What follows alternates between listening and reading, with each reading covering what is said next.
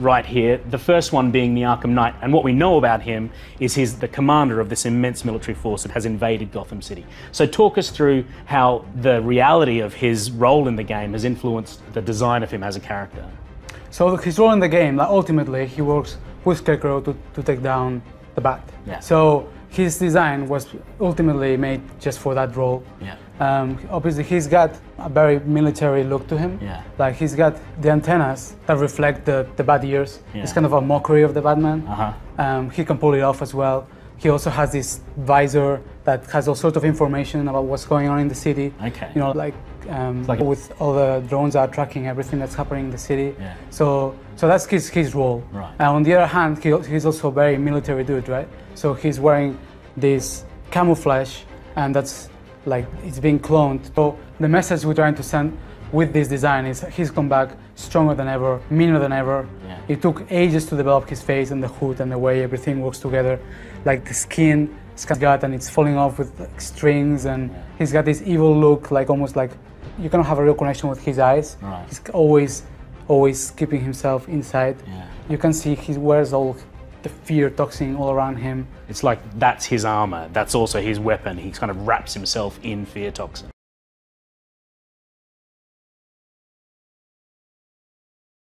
Welcome to Rocksteady Studios and episode 3 of Arkham Insider. Today we're going to be getting intimate with 3 key characters from Batman Arkham Knight, and as always we're going to be feeling the heat, taking questions from the community.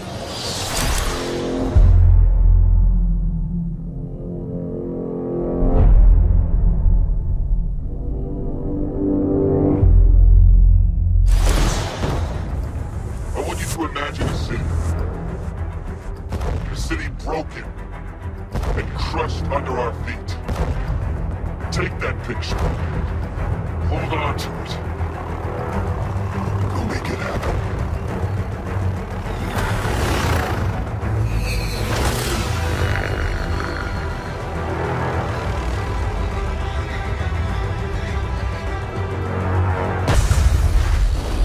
And here we are once again on the world's most comfortable couch. This time I'm joined by Rocksteady's lead character artist, Albert. Big Albert, how you doing? I'm very good, thank you very much. We're coming to the end of the production of the game. Yeah. You're looking pretty relaxed. You feeling good? Yeah, I'm feeling good. Yeah? Bring it on. I said bring on the next one. Right on. Now, as lead character artist, you have got an immense responsibility for the design of characters within the Arkhamverse. We're going to look at a few right here. The first one being the Arkham Knight, and what we know about him is he's the commander of this immense military force that has invaded Gotham City. So talk us through how the reality of his role in the game has influenced the design of him as a character. So his role in the game, like, ultimately, he works with Scarecrow to take down the Bat. Yeah. So his design was ultimately made just for that role. Yeah. Obviously, he's got a very military look to him. Yeah. Like, he's got the antennas that reflect the bat ears. Yeah. It's kind of a mockery of the Batman. Uh-huh. He can pull it off as well. He also has this visor that has all sorts of information about what's going on in the city. Okay. You know, like it's like a heads-up display within his pretty much, visor. yeah, there's a map on the forehead. Sweet. He's got like a little other one there with all the drones are tracking everything that's happening in the city. Yeah. So that's his role. Right. And on the other hand, he's also a very military dude, right? So he's wearing this camouflage, and that's like, it's being cloned to the whole of his forces. So Right. the militia forces, the soldiers have it, the tanks have it, the drones have it. Yeah. You can really tell that these guys are the Arkham Knight forces. Yeah. And that's the main trait to distinguish them. Now let's have a look at the big bad, Scarecrow. So clearly Scarecrow is the mastermind, the puppet master, Yes. the guy who's coordinating the forces of the Rogues Gallery to take down Batman as a collective force of evil. We haven't seen him since Arkham Asylum, and he didn't appear at all in Batman Arkham City. He's back in Batman Arkham Knight. How has that journey affected and influenced the character design of Scarecrow this time around? Well, Scarecrow, the message we're trying to send with this design is he's come back stronger than ever, meaner than ever. Yeah. It took ages to develop his face and the hood and the way everything works together.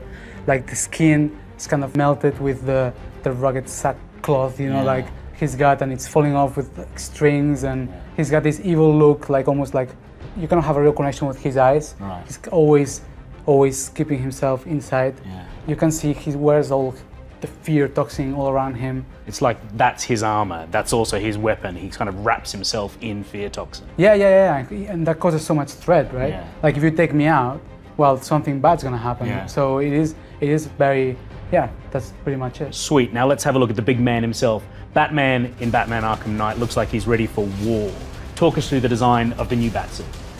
Well, in a nutshell, he's ready to take out the Arkham Knight forces. Yeah. He's ready to take out the Scarecrow. And yeah, the Batsuit needs to reflect that. It needs to reflect he's more flexible, he's stronger, he can move faster, he can take all the force that it takes to glide around the city at incredible heights. So the cape has been implemented not around the rim of the cowl, but underneath the armor padding. And as you can see, the chest armor is flexible, it separates. The bat sign is still his strongest bit, as is traditional in Batman, in the Batman universe, in the Arkham games.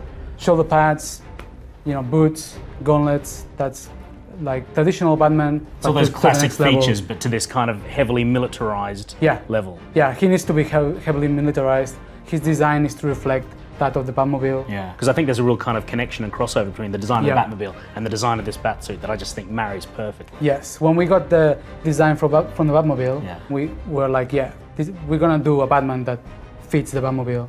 We kind of took all the shapes, took all the colors, the materials, and tried to make them, to make a connection between the two. Yeah. So human and machine. Man and machine together. Yeah, that's it. Facing down the forces of the Arkham Knight and Scarecrow. You said it, man. Boom. All right, Albert, it's clear that more than just a little bit of love has gone into the creation of these characters over the last 4 years. How do you think Batman fans are going to react when they play Batman Arkham Knight?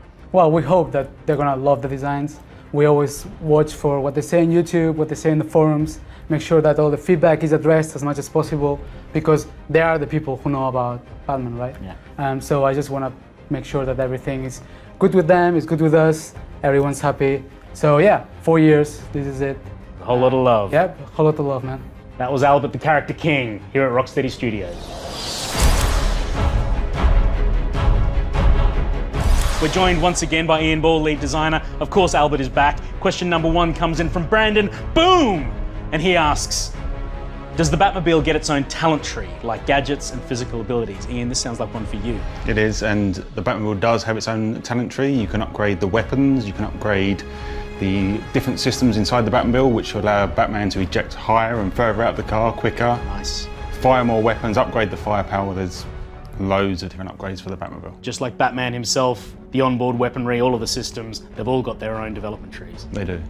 Number 2 comes in from The 10th, and they ask, what was the hardest character to adapt/design for the next gen graphics? Albert, this one's right down your street. I would say that was Poison Ivy. Okay.